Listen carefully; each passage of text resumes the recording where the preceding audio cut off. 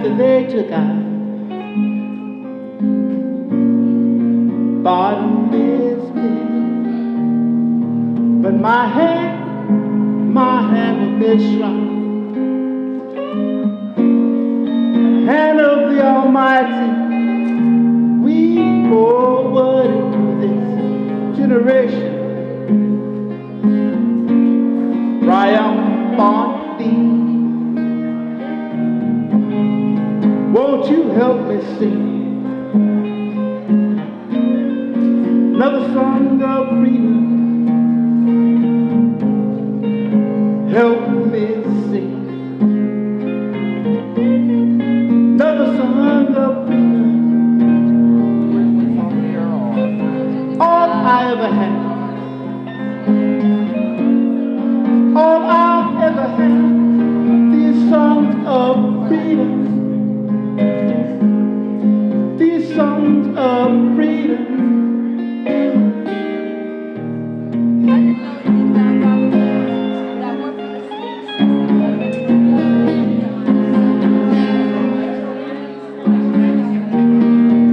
Emancipate yourself from mental slavery, and but I said, with free our mind, have no fear of atomic energy, but none of it will stop the time.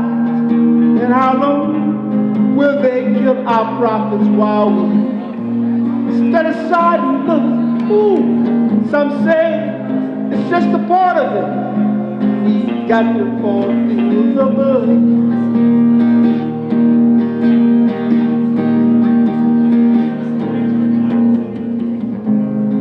Help me sing another song of freedom, another song of freedom.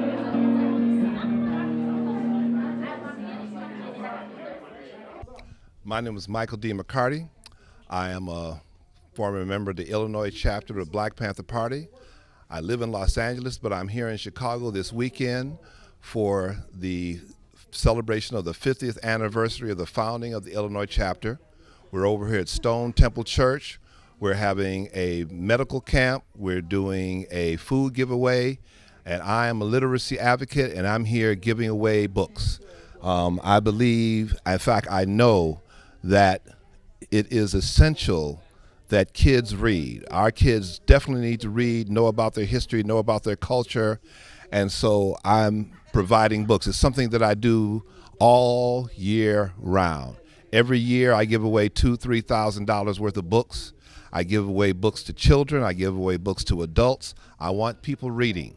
And I also recommend that you give away books. Give books to a child. Give books to a school. Donate books to an after-school program. Wherever it is that you can give away some books, give away some books.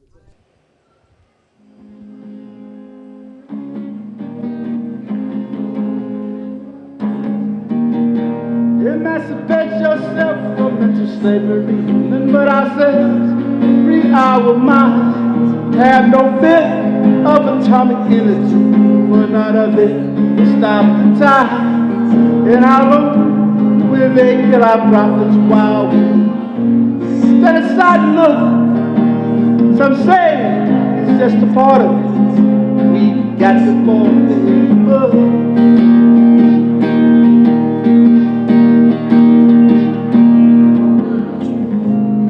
Help me sing these songs of freedom.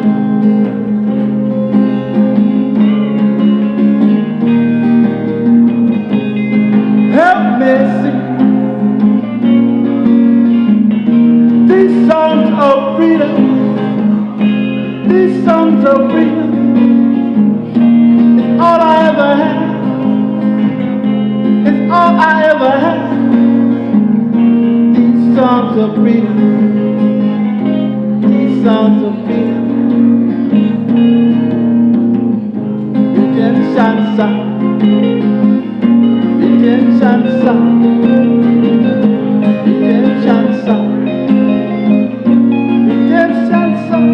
All I ever had.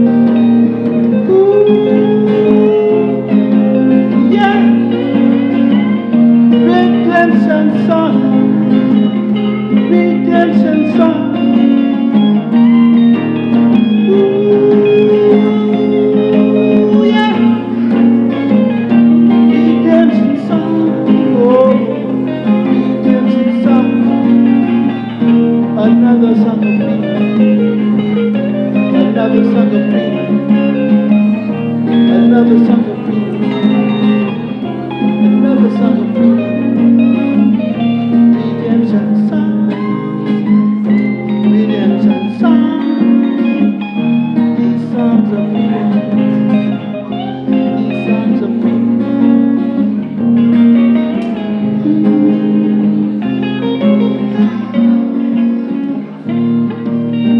That solo guitar's behind me is Jimmy John. Give it up for him.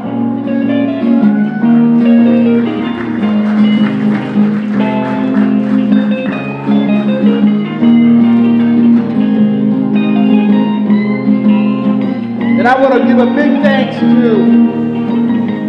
Billy Shea Brooks. One of the original founding members of the Black Panther Party. Back in 1966, he was a Central Committee member, which he was a part of the leadership. Emory was the one that was responsible for a lot of the artwork. I have some old Panther papers here. A lot of the artwork on the back of the Panther newspaper, the drawing, the symbolizing of the police, because at that time, the police were the occupying force in the black community. So Emory was the one that drew the police in the form of a pig, and it worked because it sent a message to the police. So let's give him, he's come in from Oakland, California, let's give him a hand. So without further ado, we also have some members from the Black Panther Party Cubs in the back. Raise your hand. All right. Good. Okay, and we have some martial arts demonstration from my instructor's dojo. Preston Baker, raise your hand. Preston Baker, I started with the Bakers back in the 60s. That's where I got my martial arts start. We have Mount Carmel crew, raise your hand. These are my young guys out of my dojo. We got some grandkids of Mr. Brooks here that are part of that. So we go around the country still representing the legacy of the Bakers and the martial arts. Even in Oakland, California, we had a martial arts program Brother Steve McCutcheon taught. So we kept the Bakers' legacy going on in competing in tournaments and the concept of the art. Okay, without further ado, April Prather from the West Side Justice Center. Hello, my name is April Prather. I'm an attorney. I've been practicing for 19 years. My anniversary is actually tomorrow. And I am passionate about getting the word out about what your rights are when interacting with police. I want everybody to make it home safely. But before I say another word, I'm gonna need my handsome and beautiful youth on the wall to move up to the front. So a few months ago, so I've been practicing law for 19 years, and what I do is criminal defense, meaning I have represented people who are arrested for driving on a suspended license, all the way up to murder and everything in between. I love what I do. I love representing to the underdog, and what I started doing in the last decade was also suing police officers who beat up my clients. So the two go well together, but what I found is that every week there would be a young person or old person who would come into my office who had no idea what their rights were on the street, no idea how to conduct themselves with police officers, and oftentimes they put themselves in harm's way because of it. So about 6 months ago, maybe 4 months ago, I started an online platform called the Justice Junkie. Justice does not have the traditional spelling. It is spelled more like just us. Because there's a saying that there is no justice, there's just us. What does that mean? That normally to black and brown people and poor whites, that means that justice is not normally available to us. The justice system does not work to serve us. The law enforcement system does not work to serve us. You fit the description. So my question, you can have a seat. You fit the description. The reason I did that is when the average police officer gets a call over the radio, they don't get your picture. They don't get the picture of the suspect. They get a quick descriptor. It may not even include your clothing, may not include your hairstyle, And what they're going to do is round up everybody in the vicinity who fits that description. So it doesn't matter if you're 15 or 25, doesn't mean if you're light-skinned or dark-skinned, doesn't matter if you have dreads, if you're heavy-set, if you're slender, they're going to stop you. So for those of you who were standing at any point, how did that make you feel?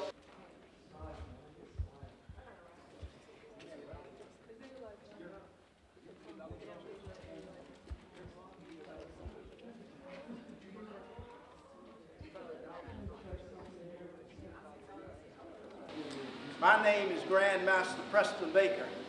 I started teaching on the west side of Chicago in 1967 at Sears YMCA. And Grandmaster Stan, who is not in here at this point, was one of my students who left Chicago and went out to California and worked with the Black Panthers out there in helping them, training them in the art. What you're going to see is discipline. There was a time right here in Chicago when the educational system did not know anything about arts, period. They downed them. They talked about the brutality. They thought it was all of that. There was a time in this area when the churches would not have the programs in the church. But what we have found out and what they found out is that the art is so closely and related to the discipline of life that we live here and should be living. So at this time, we are going to get started with our performers. We have Grandmaster John Triplett, Master John Triplett. We have Sensei Mike Brown, Sensei Tasha. She was one of my little Argyle Guard. Left Argyle Guard, went to Jackson State, graduated, got a master's degree, come back and certified as a principal, and now doing some great things. Then we got Lee. This is our superstar, nationally known. And his little brother over there, nationally known for competition. And later on, I'll tell you the other thing. All right, let's start with you. This is giving respect and order. This is what we do. Now, universal-wise, let's understand this universal-wise. Bowing is a universal language wherever you go and showing this respect. Whatever country you go to and show respect. We have a problem. Sometimes we see little Chinese working, they run through the house doing this and all of that. But it's a matter of respect. Ready? Well, 1 second. I think this brother went out on me again. Ready?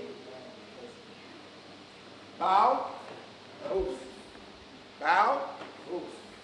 All right. Get it back way. We're going to get started. You first. Start with the young folks first. Kata. Kata is a prearranged form of fighting where you are fighting multiple opponents, moving to an attack, from an attack. This is what you're doing. Everything is done with definition and technique, power, and strength. As I say, as we get more advanced, you'll see the advance of the power and the rigidity in the more advanced students, the black belts, as they perform. Now, the art itself, karate, is an art. It's a science of empty-handed fighting by using and conditioning various parts of your body to be used as weapons. That's what it is. It's an art. Why is it an art? We weren't born with it. We have to create it. We create it. Art must be created. Come on, finish up. Okay, bye. You run into the back wall. I'll shoot first after you. In the art, we have complete family. It's a family discipline. It helps at home. The children at home as well as the parents, giving obligations. Now, this is Tasha.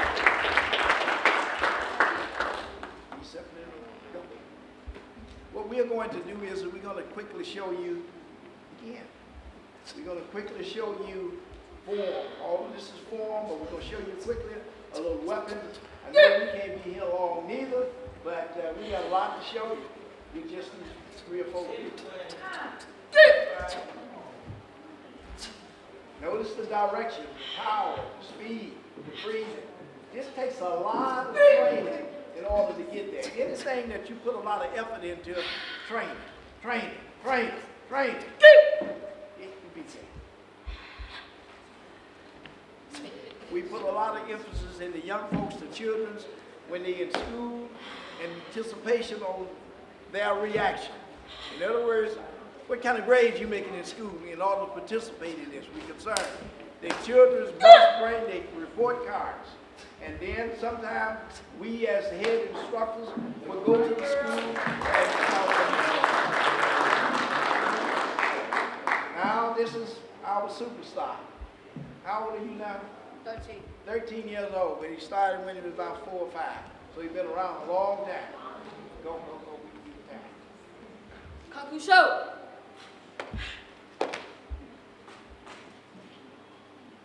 Now what we do is we compete in competition in these forms, seeing who has the best form, seeing who has the power, the speed, definition, and technique.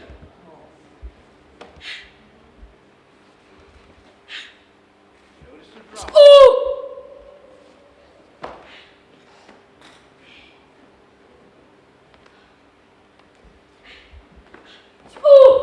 This is a fight. Every time he makes a turn, going in a direction, he's either attacking or being attacked. We learn to fight south, east, west, and north, every direction.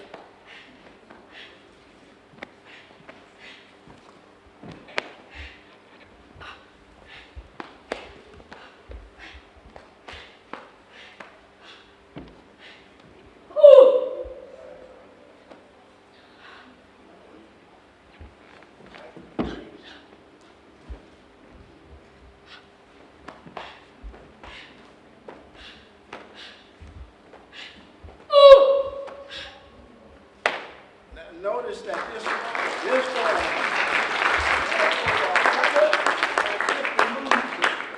and learn that. This is Mike, one of our instructors.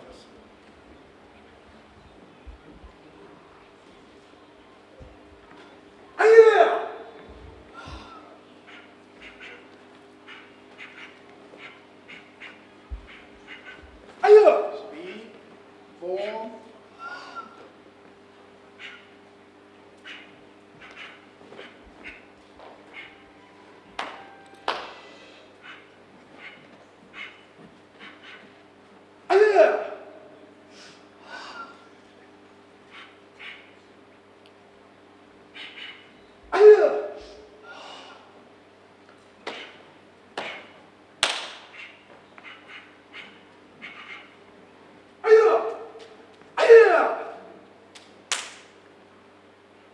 I want to ask you all just to show you just how much discipline is in the art. Don't just think about this, the answer to this question in Chicago, but anywhere. Have you heard or seen on the news anywhere where a martial artist was in trouble with the law?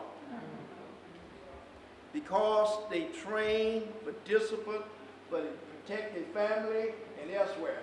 All right, we're going to have, he's not a competitor anymore, but he was a national competitor himself. He's like I am, an old man now.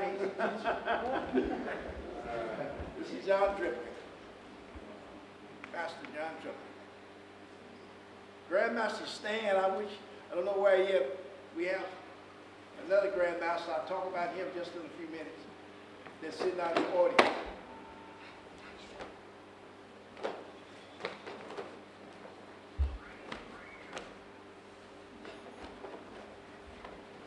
Notice the speed, the fifth of direction.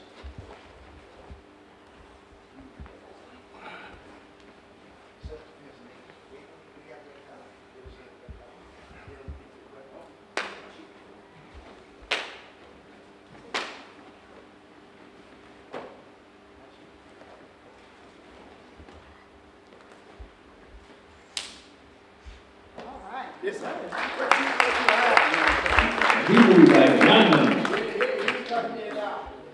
actually going to work a form that a lot of you all are familiar with. It's called Tai Chi. A lot of people use it as a, come on up here, man. I'm taking your spot. I'm supposed to be sitting down. No, you're doing good. As it is, this is Grandmaster Stan McKinney. He is the young man that I told you that I started teaching at the YMCA on the west side. I'm finished. And went out to California and come back.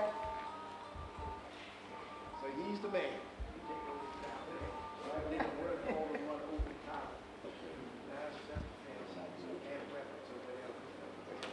Got you. Let me sit down.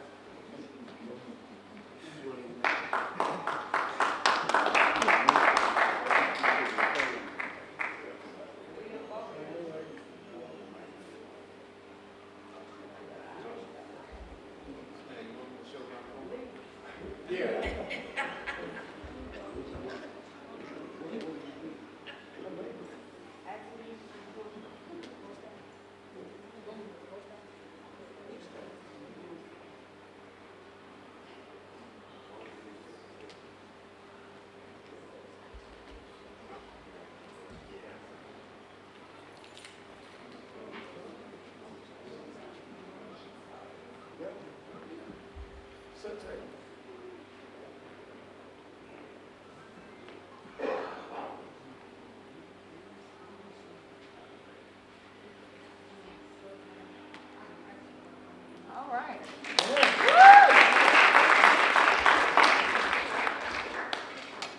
All right, next on deck is Sensei Mike. You work the samurai razor blade sword.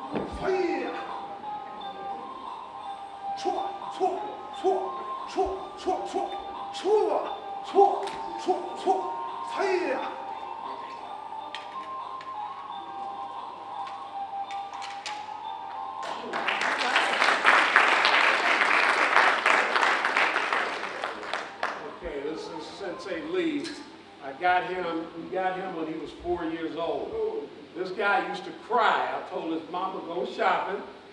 That's his mama right there. And we worked it out in it. So at the age of what, 13? No, what are you now? 13. Here's a guy that we can put him in any tournament in his division. I go to sleep and wake up, eggs, bacon, everything cooked. He done took everything in his division. He just went to Ohio, competed in Tony Young's tournament. Got the rings. He took the whole division. Normally when this guy goes and competes, in his division, he comes out with everything. So he's an example of what can be done if we allow the men to step in. But we ain't free if we still slaves. Land of the free, home of the brave. But we ain't free if we still slaves.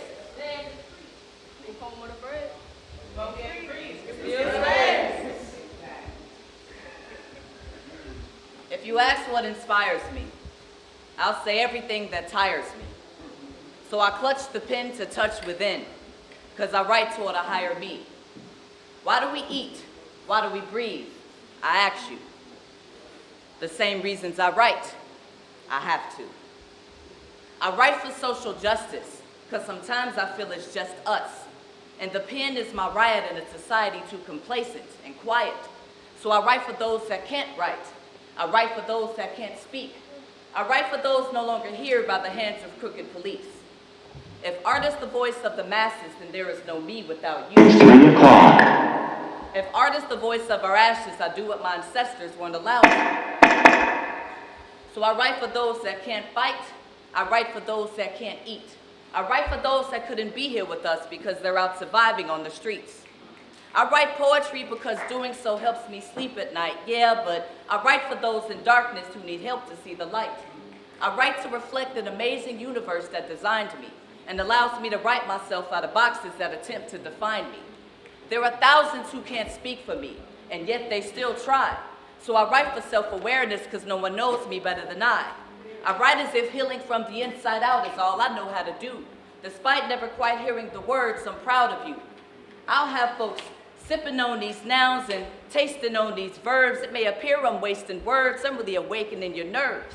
If art serves as a mirror, then it should reflect us at our best. For words live longer than flesh and remain well beyond death. I write for little black boys and girls forced to play dangerous games of hide and seek. I write for the letters LGBT for us, gender benders and freaks. I write because we're part of a system that prefers to pretend we don't exist. But I'm here, and I write for them to know my pains and strengths. I write on buses, at slams and retreats. I write for ciphers, battles, and beats. Most importantly, I write for freedom, for truth, and for peace. Poetry pays the bills because I took the time to weigh my skills, but what does that matter if I never use the stage as a way to build?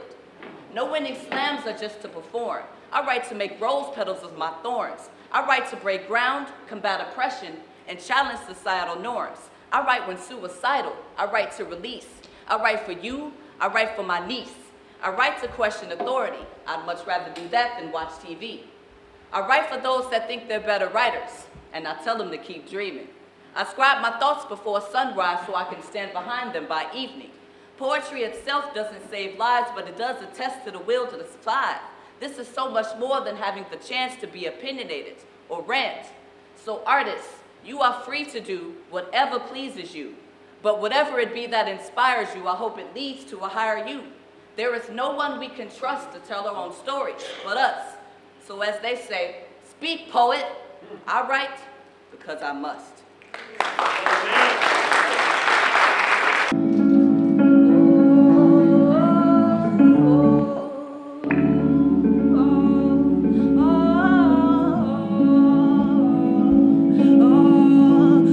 See, I felt your energy behind the sky. Cling to your words, now lost in the night. Like an aurora, boring atlas. Still too scared to meet my parents. Running away from adolescence. Haven't been straight since I was 7. If ever, might never. Drown with these, sink in the sheets. Find my peace. What will happen if I never leave? Never leave. At the bottom of the deep I stay. Shorties on the corner never wanna say hey. We don't speak with words. Context weak, visions blurred. And sky's the limit. I can see the sun. If we don't get what we want, then we run. We run, we run, we run. We run, we run. If we don't get what we want, then we run. Me and my niggas, we in the city, running from love. Hope it's enough, never give up. Cause we know time's running out, time's running out, time's running out. So we run, we run, on. If we don't get what we want, then we run. And one day, peace will find its way back. The waves wash back, thrown off track. Timings bad, maybe my timings bad, maybe my timings bad, maybe my head's in the clouds and I'm drifting back. Sky's the limit. I can see the sun. If we don't get what we want, then we run. We run, we run, we run, we run, we run. If we don't get what we want, then we run, we run, we run, If we don't get what we want.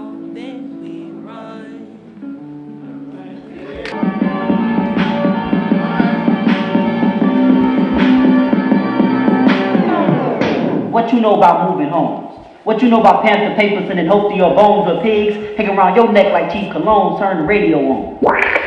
Turn the radio on. Go ahead, turn up to the latest twerk song and hope that these bands will make her dance, cause the revolution didn't make air. Didn't make news feed, so it lacked proof. Feed you news and your knees be screwed. Want some news to feed to you, now you all fed up, old new cool. But we stand at attention.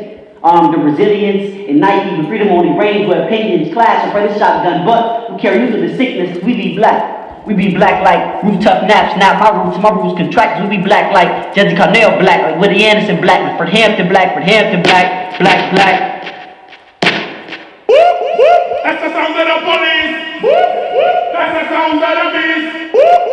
That's the sound of the police. That's the sound of the beast. Run, nigga, run, nigga, run. Run, nigga, run, nigga, run. Run, nigga, run, nigga, run. Not worth mentioning physicality, cause running and jumping been our reality. Lunging out of this world, I've been abandoned. Depression, these walls, my biggest enemy. Use me as a weapon.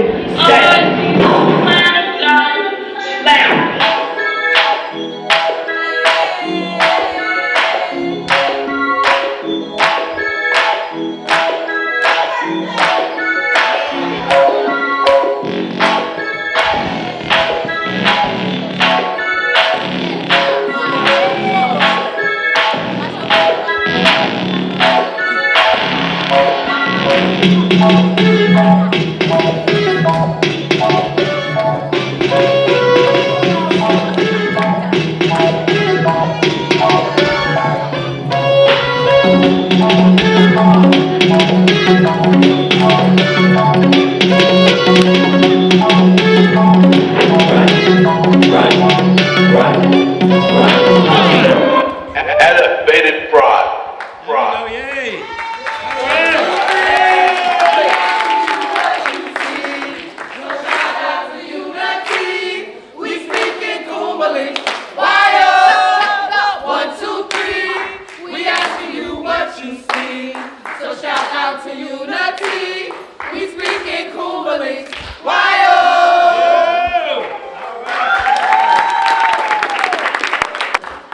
Power to the people.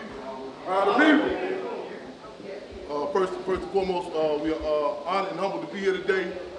I'm Chairman Fred Hampton Jr., the Black Panther Party Cubs. There was some questions earlier. We say a term, right on. Well, let me premise with this. We say clinch fist salute to the Black Panther Party. It's a tough act to follow, but we try our best to not walk in y'all footsteps, but the Panther Paw steps of that organization.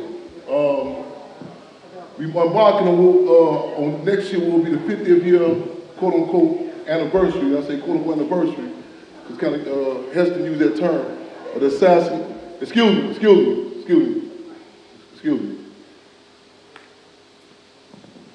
Again, Chairman Fred Hampton Jr., the Black Panther Party Cubs, and we honored and humbled to be here. I want to give a clinch fist salute to everybody that came out here and spoke before and performed. Right on. Power to the people. Power to the people. Right on. Again, clinch fist salute to the Black Panther Party. We say it's a tough act to follow. We attempt to walk in y'all Panther Paw steps. I don't really do a lot of discussions, a lot of discussion about the movies and book deals, so on and so forth about the Black Panther Party. But again, to cut to the chase, we want to clinch fist salute to their organization for the sacrifice they made. A revolutionary organization that is still under attack. The state, the United States government, they shoot up Chairman Fred Hampton's tombstone right now to this day as we speak. I'm Chairman Fred Hampton Jr., the son of Chairman Fred Hampton, also of McCoy and Jerry, formerly known as Deborah Johnson. Chairman Fred Hampton was the deputy chairman for the state of Illinois, the Black Panther Party.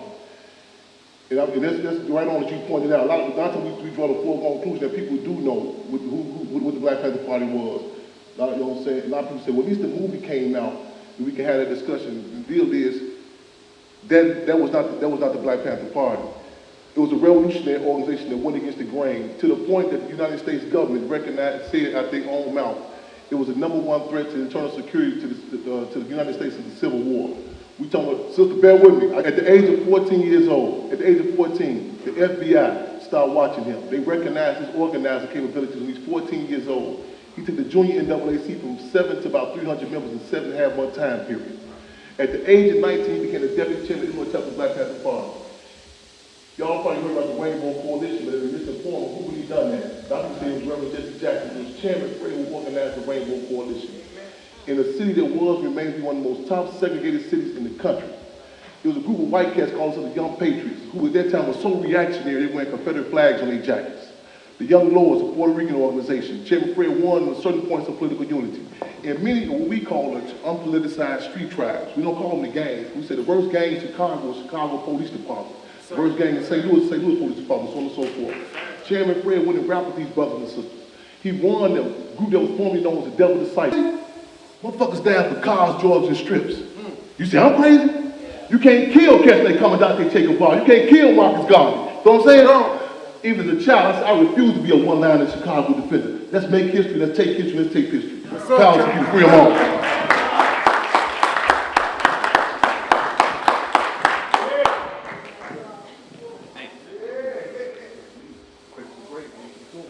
How you doing, everyone? I hope you guys doing good. My name is Angel Valdez. I'm a lieutenant commander from the Brown Berets. And here we have Anthony Martinez. He's the state commander of the Brown Berets. I know Fred Chairman Fred from quite a while, and you know, it's part of me becoming Brown Beret. It was the inspired from the Black Panther Party cause. All the things they do, they inspire me, because I always wanted to do something. And I met Commander Martinez, and because I got some friends in California and Texas, and they direct me with him. And I said, you know what, we gotta do something. And we gotta make Fred Chairman Senior dream come true. Get the job completed. We have to unite. We have to unite because they getting us hard. Right now, in our community, they locking up 2-year-olds, 10-year-olds, all over the United States. People that coming from Honduras to make a better life. Now, they have no heart. They separating the families.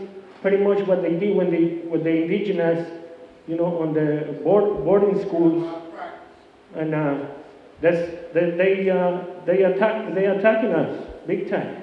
The African American community, they killing everyone, arresting everyone, putting them in jail for the stupid reasons.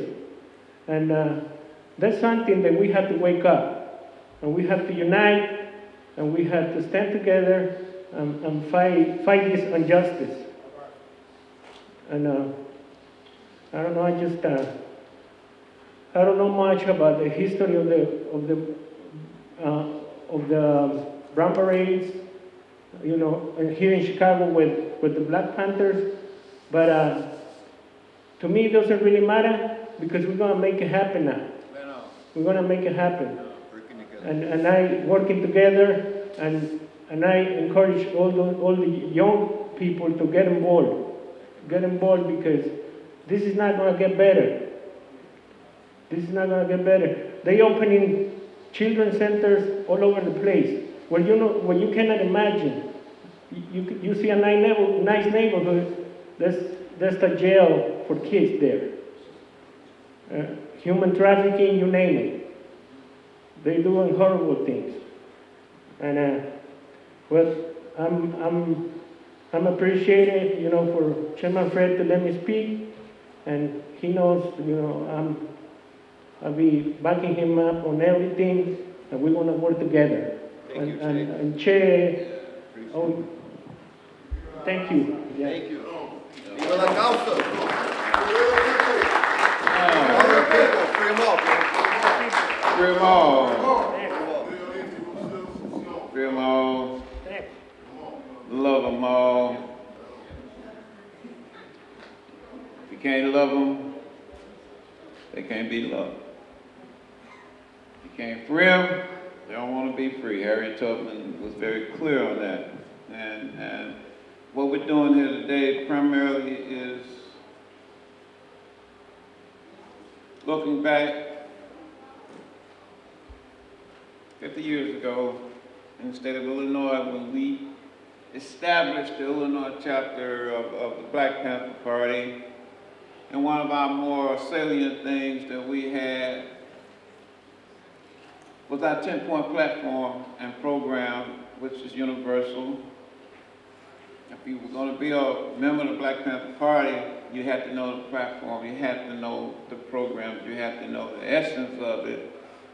Because as it was said and done, that was the philosophical and ideological process that helped you understand the politics. And that's what's sustainable.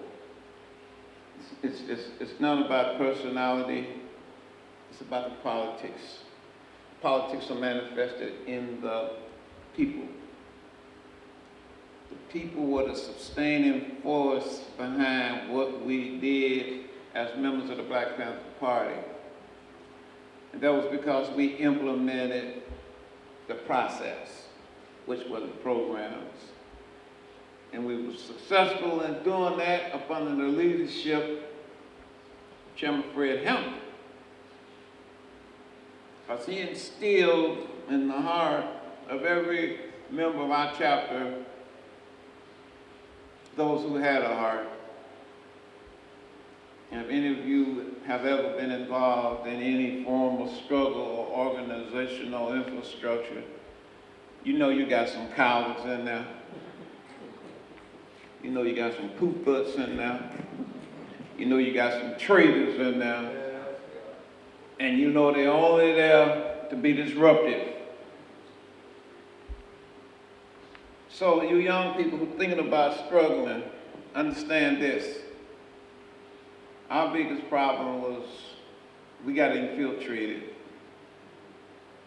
by COINTELPRO, you know, and I see the same process right now. So if you got an organization, you got somebody in your organization that's always talking crazy, no matter what you're trying to do, they got an attitude. They come to the meetings late. They want to eat up all the food. They want to drink up all the wine. They got some problems that you need to look at, because those were some of the signs that we saw in our chapter here, and I'm quite sure BJ can attest to what went down in New York, right? That's right. Man, I ain't lying. You know, so y'all need to think about that. If you don't have no ideology, if you don't do no political education, if your members are not in sync with your philosophy and your ideology, and I'm just talking about social practice, you know, what you do, if you're not doing the work, you don't count. That's why today was so important, because we did some work. See, we did some work. We did the work of the Black Panther Party. One of our salient programs was a breakfast program. So we're feeding people today.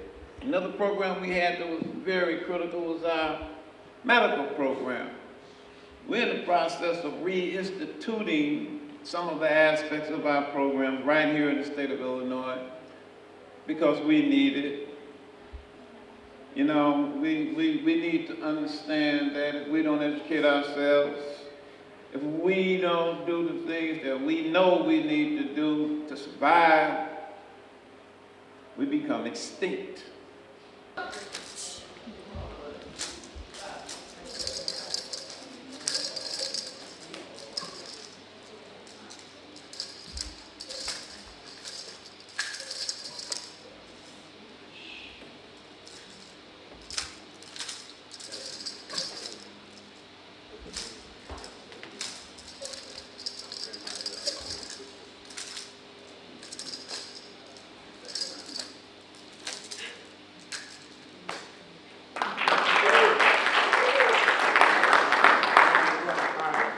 I'm going to do self-defense.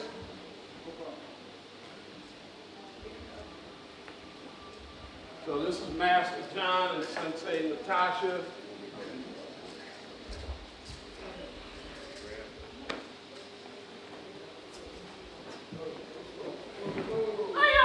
All right.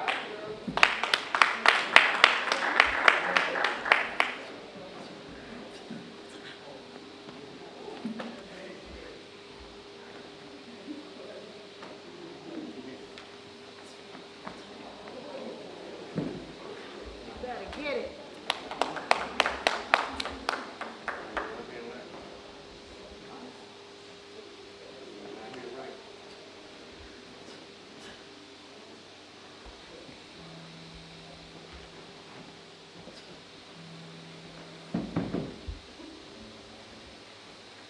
It's difficult when most women, you gotta understand, once a man grabs and throws you down, you're pretty much at his mercy. It is different coming with one hand. You ain't always got to fight. You ain't always got to fight. You ain't grab. It's the same. It's always a break. It's an uppercut. Arm break. Different things, different strokes. Most guys, we touch it. We love to touch. We love to touch. We love to touch.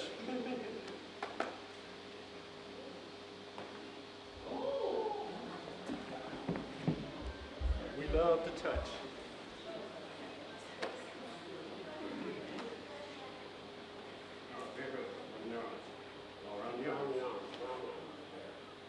Most guys, this is the position I just did, but I was facing.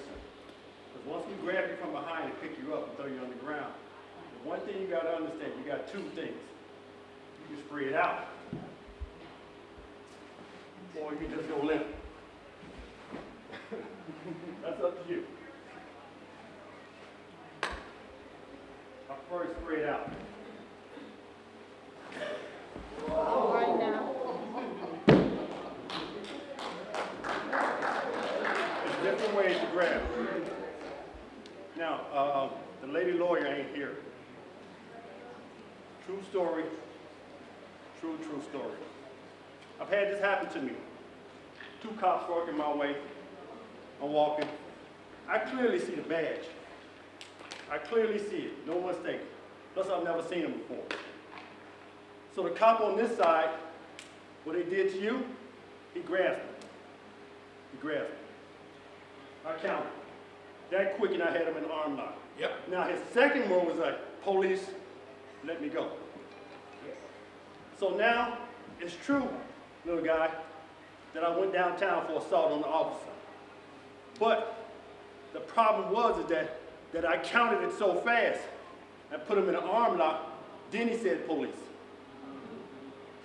So because I play ball with a lot of police, you know, they got me out of it. But it's not what you know, it's know how fast you know it.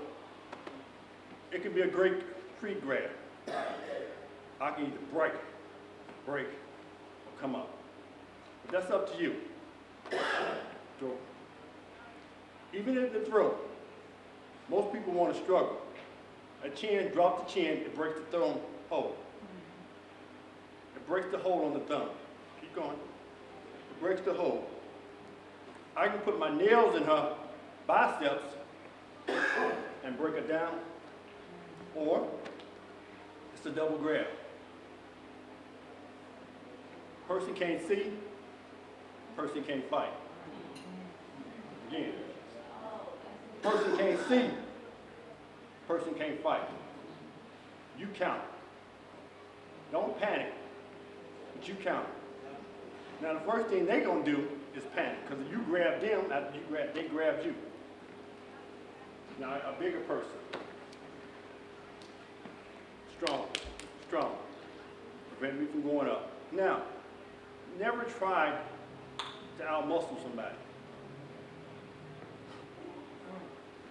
He gets a strong grip. If I can't go that way, it is simple. I threw him off balance by bringing him to me. Counter, grab, arm lock. It's all about everything. We call it tiger mouth. You simply open your hand and go up. It makes no difference. Big guy, I'm gonna show you how it makes no difference. Come here. You're about my height. Come here. You right there. Fancy hair. Come on. Come here. Fancy hair. Come on, man. Come on.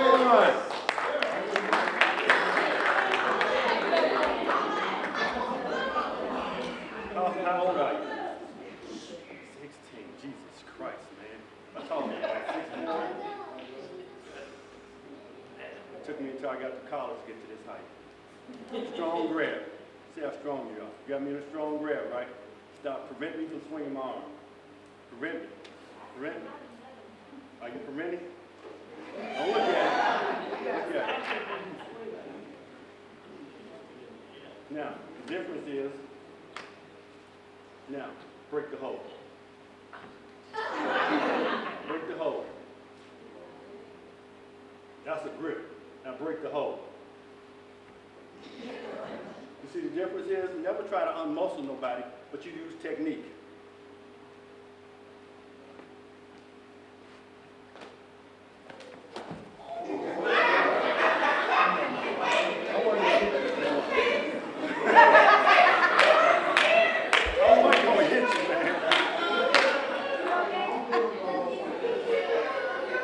One thing you got to understand quickly, that Sensei, my teacher, is right, that I've never seen a martial artist in trouble. Once in my life, that's it. Because we had a discipline, you see, like, look, I gotta go. That's what Bruce Lee said, the art of fighting without fighting. Okay, real quick, I want to acknowledge again my instructor, Grandmaster Preston Baker. Go to bakersdojo.org. How many people in here heard of Chuck Norris? Yeah. You heard of Chuck Norris? This is the guy that whooped Chuck Norris. Okay. We got Grandmaster Eddie Baker. If you go to the internet and you Google bakersdojo.org, these brothers were known as the terrorist Baker boys on the tournament circuit. When they walked in, everybody else put their uniforms on and said, let's go home. So there's a legacy and a history. They brought martial arts into the black community back in the 60s, the YMCAs. That's where I got my training. And it's been nothing but a blessing. So in terms of the history of the martial arts, black pioneers, Baker's Dojo definitely reigned terror on. In fact, Bruce Lee was more of I don't downplay anybody's ability in art. Bruce Lee was more of a movie kind of a guy, if you will. But Bruce Lee would come, we have pictures, Bruce Lee would come to us. He would come and hang out with us. He wouldn't hang out with all the so-called other big shots. He recognized the skill and the ability of the Bakers. So there's a great legacy of African-American martial artists right here in this city. And they're sitting right in the room. I also want to acknowledge my regional director, Master Starks.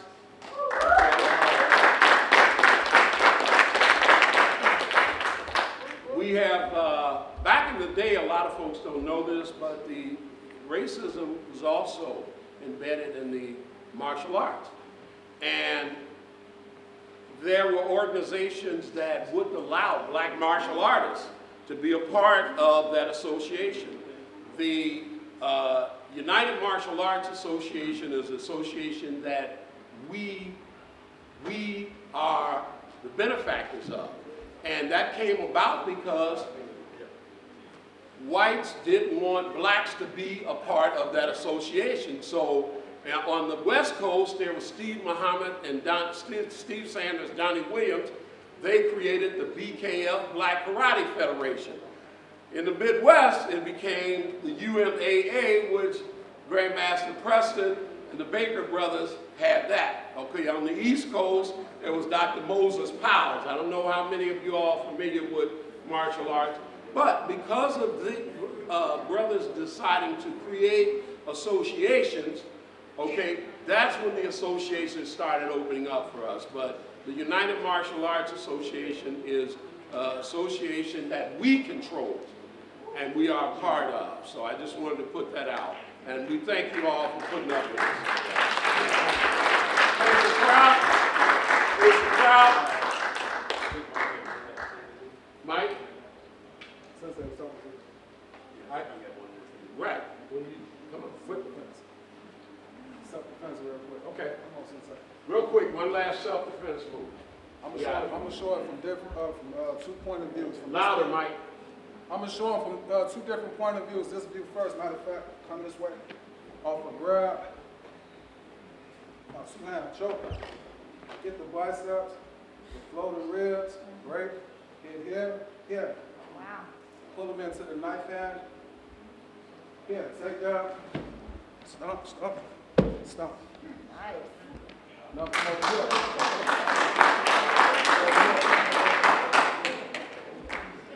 1, 2, 3, 4, 5, 6, 7, 8, 9. One more. Last one. A punch. Get out the way. Break.